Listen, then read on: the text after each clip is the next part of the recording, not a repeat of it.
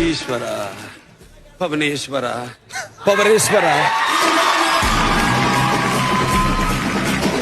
నా డైలాగ్ కొట్టేసావు. చూడటానికి ఏమో సీరియస్గా ఉంటాం. ఏదో ఒకసారి మళ్ళీ చెప్పమ్మా. అలా చెప్పాలి. నేను మీకు తెలుసు నా స్థానం. చెప్పానే. నేను మీకు తెలుసు నా స్థానం మీ మనసు. షో స్టార్ట్ అవ్వకుండా నా చెమటలు పడుతున్నాయి. ఇంకా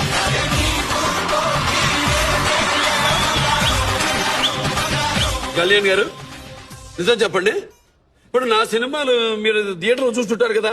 లేదు, నేను ప్రివ్యూస్ కూడా చూసాను. మెడ్రాస్ లో జంధ్యాల గారిది సీతారాం కళ్యాణం, ఆదిత్య 369 చూసాను. అవును. అంటే ఇప్పుడు నేను నీకు సీనియర్ అమ్మా.